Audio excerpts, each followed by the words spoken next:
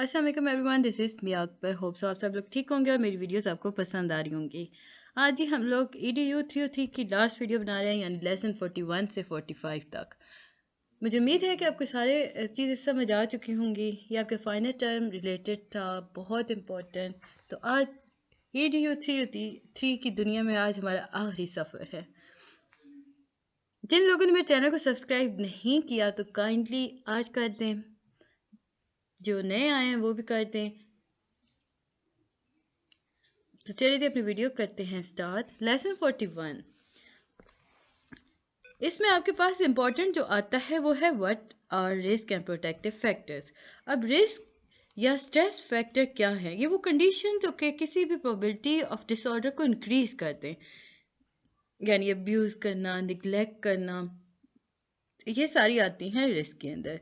Protective factors कौन से होते हैं? ये वो कंडीशंस होती हैं जो इनहिबिट करती हैं, यानी रिड्यूस करती हैं, या आप कह सकते हो कि वो बफर करती हैं प्रोबेबिलिटीज ऑफ डिसऑर्डर्स को।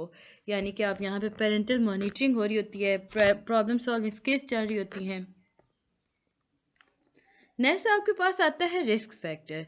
अगर हम बात करते हैं रिस्क फैक्टर की, तो अमेरिका के अंदर जो होते हैं, या आप पाकिस्तान के अंदर देख लो कि हर बच्चे को ना असेस होती है गन्स तक, यानी घर में उनकी गन्स मौजूद होती हैं, वो आसानी से उन गन्स तक पहुंच जाते हैं। तो बच्चे क्या करते हैं? सुसाइड करते हैं, इंटरपर्सनल वायलेंस की तरफ बढ़ जाते हैं। Access to tobacco, alcohol, illicit substance more likely they use।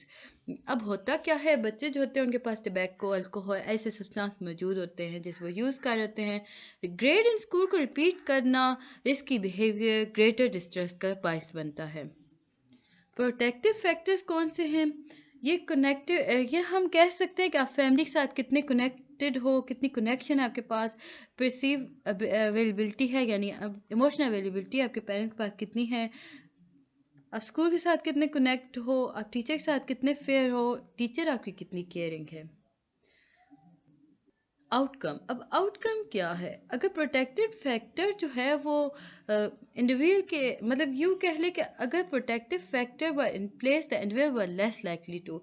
अगर ये प्रोटेक्टिव फैक्टर अपनी जगह पर मौजूद है तो जो बच्चा होगा वो बहुत बहुत कम होगा कि वो सिगरेट यूज़ करेगा, सिगरेट अल्कोहल यूज़ करेगा, मार्जूना यूज़ करेगा, initiate sex, early time suicide, ये सारे काम वो नहीं करेगा क्योंकि उसके पास एक अच्छा फैमिली बैकग्राउंड है।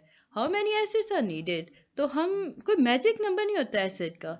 31 जो है उसे गुड बेंच मार्क कहा जाता है, जिसमें पॉजिटिव अफेक्ट्स मोर स्ट्रांगली कहा गया है। याद रखिएगा 31 ही आपके पास पर्सन शो हो रहा है। सोशल डेवलपमेंटल मॉडल, ये ऐसी रिसर्च ग्रुप है जो कि यूँ कह लें कि सोशल डेवलपमेंटल रिसर्च ग्रुप, ये यूनिवर्सिटी ऑफ वाशिंगटन में हुई थी। इसमें उन्होंने बात की थी प्रोटेक्टिव और रिस्क और प्रोटेक्टिव फैक्टर्स के बारे में। उन्होंने कहा था कि ये सारी चीज़ें एसोसिएट करती हैं हेल्थ के साथ। दो कीज इन्हें बताई थी प्रोटेक्टिव फैक्टर्स की, वो ये थी कि bonding to prosocial family, school and peers, clear standard और norm for behaviour. Social developmental model, अब डेवलपमेंट मॉडल जो था बेसिकली इसमें तीन प्रोसेस को बारे में बात की गई थी। फर्स्ट था क्या वो आपको अपॉर्चुनिटीज़ प्रोवाइड कर रहे हैं जिसकी वजह से आप प्रो सोशल रोल्स लेके आ रहे हो, जिसकी वजह से आपके स्किल्स अच्छे हो रहे हैं। कंसिस्टेंट सिस्टम है जो कि आपको रिकग्नाइज कर रहा है, रीइंफोर्स कर रहा है। बफर अगेंस्ट, यानी कंडक्ट करते हैं प्रॉब्लम्स को, स्कूल मिसबिहेवियर को वो ठीक करता है। तो इस पे वर्क किया गया था। इसके बाद ये आपके पास जो इम्पोर्टेंट चीज़ आती है फोर प्रोंग अप्रोच। अब ये फोर, क्योंकि मैं यहाँ पे लिख लूँ, फोर प्रोंग अप्रोच है क्या? ये बेसिकली एक स्ट्रेस और रिस्क फैक्टर को डिक्रीज करने का नाम है। इंक्रीज इसमें प्रोटेक्टिव फैक्टर्स किए जाते हैं, कोर्स के स्ट्रेंथ की जाती है, इम्प्लीमेंट किया जाता है इंटरवेंशंस को। हम जाते हैं अब डायरेक्ट 141 पर, क्योंकि हम पेपर रिलेटेड बात कर रहे थे। तो वो है जी आपका लेसन नंबर 42। लेसन नंबर 42 में आपके पास इंपॉर्टेंट चीज़ आती है, that is mutation. Gene mutation जो होती है या ये इनहेरिट होती है अपने पेरेंट्स के साथ, पेरेंट्स ली जाती है। अब जो हेरिडिटी म्यूटेशन होती है उसमें बहुत सारी मिस्टेक हो जाती हैं जो कि आपके डीएनए के अंदर मौजूद होती हैं। वो हर बॉडी पार्ट की तरफ मूव करती हैं और ये न्यू बॉर्न बेबी के अंदर पाए जाते हैं। इससे काफ़ी ज़्यादा एबनॉर्मलिटीज़ आती हैं। अब हम वन बाय वन उन एबनॉर्मलिटीज़ को देखते जाएंगे। जेनेटिक एबनॉर्मलिटीज़, इसमें बहुत सारे डोमिनेंट और रिसेसिव जीन, बेसिकली ये मैनी डोमिनेंट और रिसेसिव जीन डिजीज़ है, और ये डोमिनेंट और रिसेसिव अलील्स की वजह से हो रही होती है। अब अलील क्या है? अलील भी जीन ही का एक हिस्सा है। और ऐसी डोमिनेंट जीन डिजीज़ को हम कहते हैं हंटिंगटन डिजीज़। हंटिंगटन डिजीज़ है क्या? वन बाय वन देखेंगे तो अभी पहले हम थोड़ा सा देख लेते हैं कि रिसेसिव जीन डिजीज़ में हमारे पास साइटिसिक फाइब्रोसिस आ जाता है, सिकल सेल डिजीज़ आ जाती है, टे सेक्स डिजीज़ आ जाती है। सबसे पहले हम देखते हैं कि हंटिंगटन डिजीज़ क्या है। अब ये डोमिनेंट जीन की वजह से आ रही होती है, तो हंटिंगटन डिजीज़ जो है ये बेसिकली नर्वस सिस्टम की डिजीज़ है, और ये मुख्तलिफ ब्रेन के हिस्सों पर या यूँ कह लें कि मुख्तलिफ ब्रेन के हिस्से डीजनरेट कर देती है। अब जो पेशेंट जो होता है वो बिहेवियर डिस्टर्बेंस शो कर रहा होता है, हेलुसिनेशंस हो रही होती हैं उसे, उसका मूडनेस चाह रहा होता है, रेस्टलेस होता है, प्रोनिया हो रहा होता है। यानी कि एक ऐसा पेशेंट जिसका नर्वस सिस्टम जो होता है वो डीजनरेट करना शुरू कर दे, उसे हम हंटिंगटन डिजीज़ कहते हैं। इसमें पेशेंट जो होता है उसका बिहेवियर जो डिस्टर्बेंस की तरफ चला जाता है, उसे हेलुसिनेशन, उससे खुद से सोचता है ना कि अगर फ़र्ज़ करो ना कि एक बंदा है वो सोच रहा है कि सामने उसके एक रूह खड़ी है, या उसकी मदर की डेथ हो गई तो वो उसके सामने खड़ी है, तो वो हेलुसिनेट कर रहा है, तो वो खुद को इस किस्म की बीमारी में वो मौजूद होता है। अब इसमें डिसोरिएंटेशन हो रही होती है, बंदा खुद कंफ्यूज हो रहा होता है, वो लॉस ऑफ जजमेंट हो रही होती है, मेमोरी उसकी लॉस हो रही होती है, पर्सनैलिटी चेंज हो रही होती है, इवन उसकी बातें करने का तरीका भी चेंज हो जाता है। ये बेसिकली बीमारी जो होती है ये क्रोमोसोम 4 पर हो रही होती है, क्योंकि यहाँ पे डोमिनेंट एलील मौजूद होता है जो कि डीएनए के हिस्से को डिफेक्ट कर देता है। अब सीएजी, गोनिन, कॉटनिन, एडेसिन, कॉटनिन, एडेसिन और गोनिन, ये आपके पास 3 बेसिकली एलील हैं, होते 4 हैं, वो थायमीन भी आपके पास होता है। तो वो ये तीनों की मूवमेंट ख़राब हो जाती है क्रोमोसोम 4 पर, तो वो इस वजह से, या यूँ कह लें कि एक्सेसिव हो जाती है, तो इस वजह से ये बीमारी अक्कर होती है। फिर है जी आपके पास साइस्टिक फाइब्रोसिस। अब सिस्टिक जो फाइब्रोसिस है बेसिकली ये लंग डिजीज़ है। इसमें आप मस्कस बिल्ड अप हो जाता है, लंग के ऊपर आपका एक वो दाना सा बनना शुरू हो जाता है, ये डाइजेस्टिव ट्रैक की तरफ चला जाता है और ये मुख्तलिफ बॉडीज़ की तरफ मूव करता है। ये भी जेनेटिक डिजीज़ है और ये रिसेसिव जेनेटिक डिजीज़ है, याद रखिएगा। अब ये जो स्टिकी मस्कस होता है ना, ये लंग पर तो मौजूद होता है और ये लाइफ थ्रेटनिंग होता है। क्यों? क्योंकि ये इन्फेक्ट कर होता है आसपास के हर एरिया को। अब वो डाइजेस्टिव और रिप्रोडक्शन सिस्टम की तरफ जा रहा होता है, तो वहाँ पर भी वो प्रॉब्लम क्रिएट कर रहा होता है। अब रिसेसिव एलील है तो ये क्रोमोसोम 7 पे पाया जाता है, और ये मदर और फादर दोनों से आता है। हीमोफीलिया, अब जो लोग हीमोफीलिया के अंदर मुब्तला होते हैं उनमें क्लॉटिंग एजेंट नहीं होता ब्लड के अंदर। इसका मेन सिम्टम ये होता है कि जब ब्लीडिंग हो रही होती है ना, तो वो सर्जरी और आफ्टर ट्रॉमा की वजह से जब ब्लीडिंग स्टार्ट हो जाती है ना, जो डॉक्टर्स को नहीं पता चलती, तो वो एक क्लॉटिंग मतलब वो एक प्रॉब्लम क्रिएट कर देती है। इसमें सीरियस ब्लीडिंग जो होती है वो विदाउट एनी केयर, मतलब बंदे के अंदर एकदम से ब्लीडिंग स्टार्ट हो जाती है। अब बगैर किसी वजह के जो ब्लीडिंग स्टार्ट हो जाती है ना, उससे काफ़ी प्रॉब्लम क्रिएट हो जाते हैं। अब मेल जो है ये इनहेरिट करता है recessive haemophilia allele on x chromosome, जो कि मास्क नहीं किया जा सकता। अब यहाँ पे वाई क्रोमोसोम हमारे पास डोमिनेट होता है, क्योंकि वो हम मेल की बात कर रहे हैं, वो एक्स वाई क्रोमोसोम। अब सबको इतना तो कॉमन होगा सेंस में, मतलब यूँ समझ लीजिए कि इतना तो पता होगा, आप लोगों ने मैट्रिक में पढ़ा होगा कि एक्स वाई क्रोमोसोम बेसिकली आपके पास मेल के लिए आ रहे हैं, और एक्स एक्स जो होते हैं वो फीमेल के लिए होते हैं। तो वाई क्रोमोसोम अगर डोमिनेट है तो वो मेल है, एक्स क्रोमोसोम डोमिनेट है तो वो फीमेल हो जाता है। डाउन सिंड्रोम जो है ये एक ऐसी कंडीशन है जो कि जो बच्चों को होती है। अब इसमें होता क्या है, ये मैच्योरेशन रिटार्डेशन की हो रही होती है। इसमें वो लो आईक्यू लेवल होता है, उनका फेशियल डिफेक्ट्स हो रहे होते हैं, हार्ट प्रॉब्लम हो रही होती है। ऐसे बच्चों की लाइफ बहुत कम होती है। सिम्टम्स अगर देखें तो इनमें लो मसल टोन होते हैं, सिंगल डीप क्रीज होता है, यूँ समझ लें लूजनेस ऑफ जॉइंट होता है, इनके वो टांगे टेढ़ी होंगी और इस तरह की चीज़ें हो जाती हैं। फिर आपके पास क्लाइनफिल्टर सिंड्रोम। अब ये क्रोमोसोमल डिसऑर्डर है, ये XXY पर होता है, यानी मेल पर पाया जाता है। जब हम डेवलपमेंट की बात करते हैं तो development of breast tissue normally seen in female. अब होता कुछ यूँ है कि जब क्रोमोसोम डिसऑर्डर और होता है ना मेल पर, इनके अंदर डेवलपमेंट अगर हम बात करते हैं फीमेल्स की, तो उनके अंदर ब्रेस्ट टिश्यू जो होता है वो नॉर्मली इनके इंक्रीज हो रहा है या डेवलप हो रहा है, बट यहाँ पे मेल्स के अंदर हो रहा है। इसमें लिटिल बॉडी हेयर प्रेजेंट होते हैं, उनमें टिपिकली ऐसे लोग लंबे होते हैं, यूँ समझ लें कि टिपिकली टॉल है, स्मॉल टेस्टिस, और इसमें एब्सेंट स्पर्म्स हो जाते हैं। इसके बाद ये हम देखते हैं Turner syndrome. Turner syndrome basically associate करता है अंडर डेवलप्ड ओवरीज के अंदर, शॉर्ट स्ट्रक्चर आपके स्टेचर होगा। ये टर्नर सिंड्रोम औरतों की बीमारी है, इसमें बुल नेक होती है, ब्रॉड चेस्ट होती है, इंडिविजुअल जो होते हैं वो स्टेराइल होते हैं, लैक उसमें स्कैंडी सेक्सुअल करैक्टरिस्टिक्स होते हैं। सिकल सेल एनीमिया ये इनहेरिट होती है, ये क्रॉनिक डिजीज़ है, याद रखिएगा। इसमें रेड ब्लड सेल जो होते हैं वो क्रीसेंट शेप ले लेते हैं, जिसकी वजह से वो फंक्शन नॉर्मल नहीं कर होता और ब्लड क्लॉटिंग स्टार्ट कर देते हैं। इसके बाद ये मस्कुलर डिस्ट्रॉफी जो है ये एक ऐसी डिजीज़ है जिसके अंदर मसल्स ऑफ बॉडी जो होते हैं वो वीक हो जाते हैं, और वीकर से वीकर होते जाते हैं, और आहिस्ता आहिस्ता ऐसा होता है कि वो काम करना छोड़ देते हैं। डायबिटीज़, इसमें कलर ब्लाइंडनेस आ जाता है, एक्स लिंक्ड रिसेसिव की वजह से और होता है। 10 में से एक मर्द को होगा और 100 में से एक औरत को ये मसला होता है। अब कलर ब्लाइंडनेस में लोग क्या नहीं कर सकते, याद रखिएगा, वो रेड और ग्रीन में डिस्टिंग्विश नहीं कर सकते। पेरेंटल स्क्रीनिंग में जेनेटिक टेस्टिंग हो रही होती है, अल्ट्रासोनोग्राफी हो रही होती है, अल्ट्रासाउंड जिसे हम कहते हैं, अमीनो सेंथिसिस और होता है, क्रॉनिक वायरस सैम्पलिंग हो रही होती है। जेनेटिक काउंसलर और काउंसलिंग इसके दरमियान आ जाते हैं जो इनकी हेल्प करते हैं। अब जेनेटिक काउंसलर्स होते क्या हैं? ये वो प्रोफेशनल होते हैं, हेल्थ प्रोफेशनल होते हैं जो कि स्पेशलाइज करते हैं ग्रेजुएट डिग्री को और एक्सपीरियंस करते हैं मेडिकल जेनेटिक और काउंसलिंग की फील्ड के अंदर। जेनेटिक काउंसलिंग की जो है वो पेरेंटल होते हैं, ये पेडियाट्रिक होते हैं, ये कैंसर जेनेटिक के बारे में बात करते हैं। इसके बाद ये पेरेंटल जीसी एग्जांपल हमारे पास एक आई थी कि एक औरत है जिसका नाम बेगम राशिदा है, ये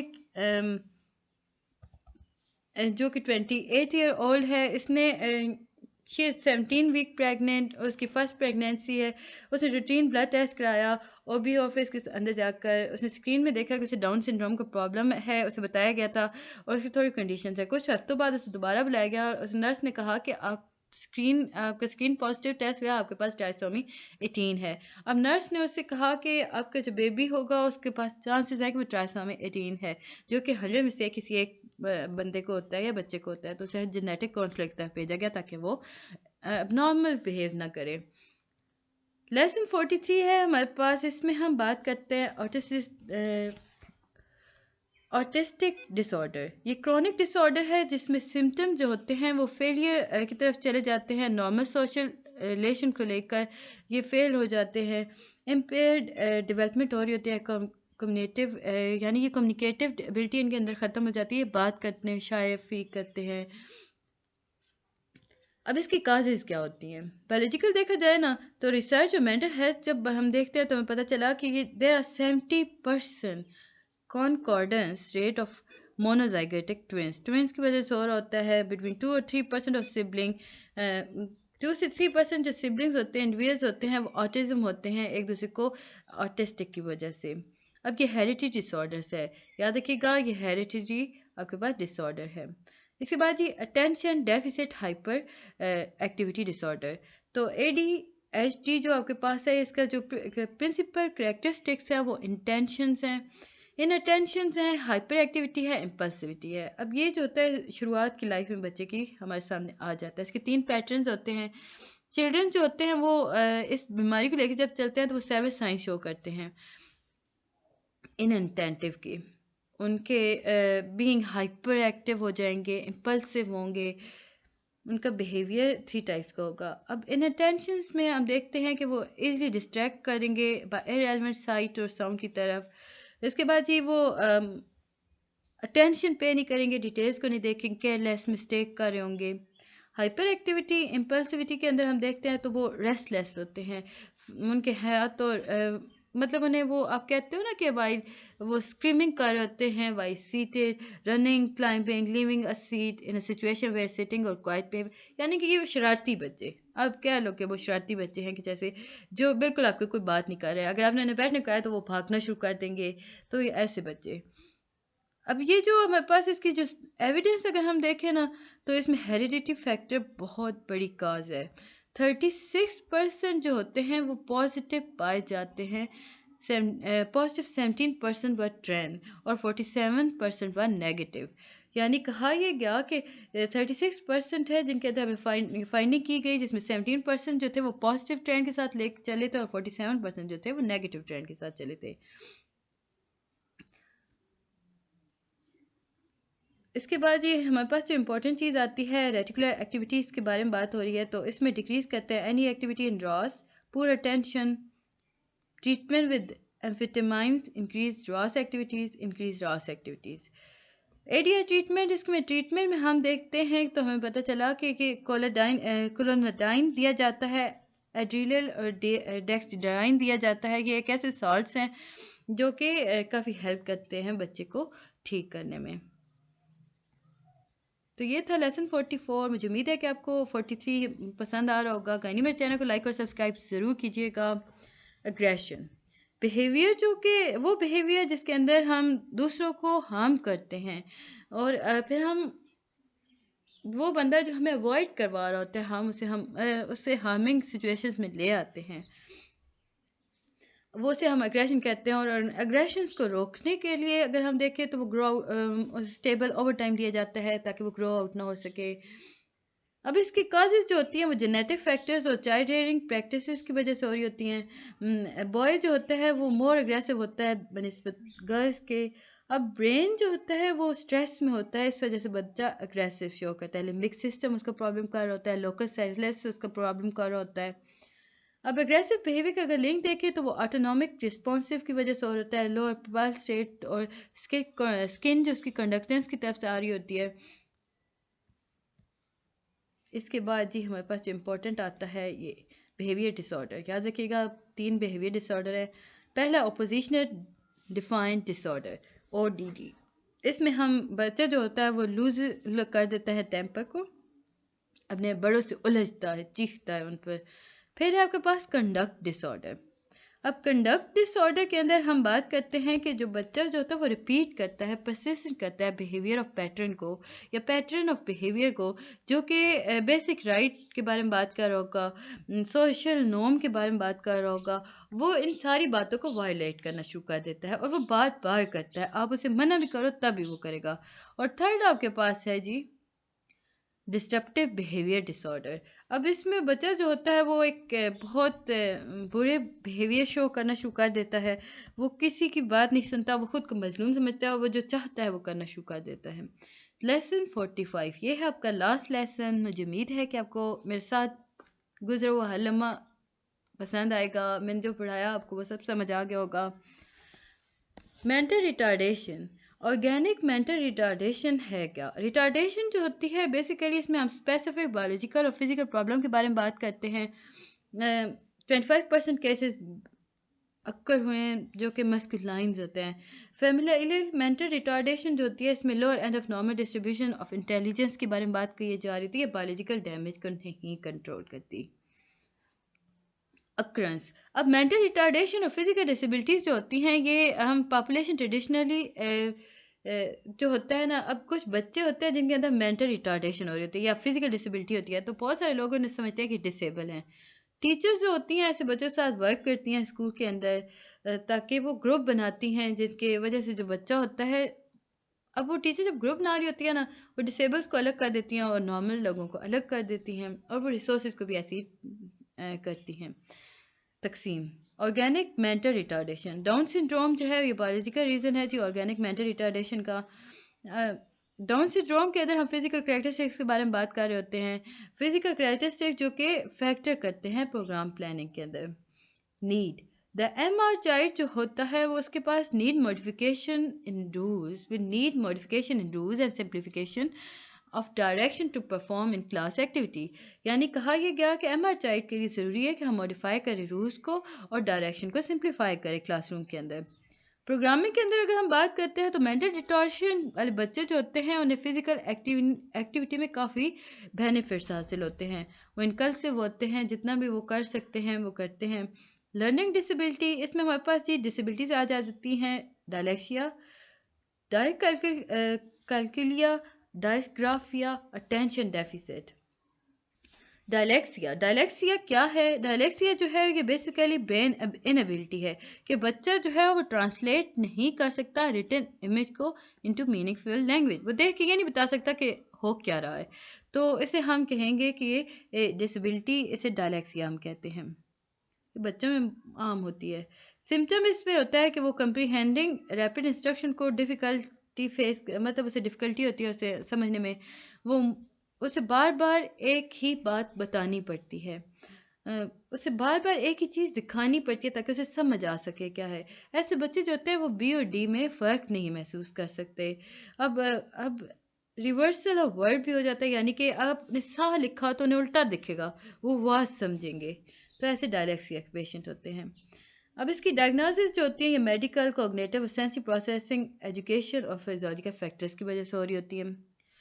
अब इसमें जो हम देखते हैं तो ये माल फंक्शंस की वजह से होता है, यानी ब्रेन में बहुत सारे माल फंक्शंस हो रहे होते हैं, वो लैंग्वेज को लेके वो उसी तरह कॉम्प्लिकेशंस हो रही होती हैं, तो ये इसकी कॉजेज़ होती हैं, यानी कि वो डायलेक्सिया बनाता है।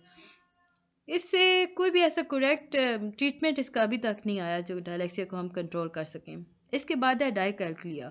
अब डायकैल्कुलिया बेसिकली ये डिफ़िकल्ट होता है मैथ कैलकुलेशन में।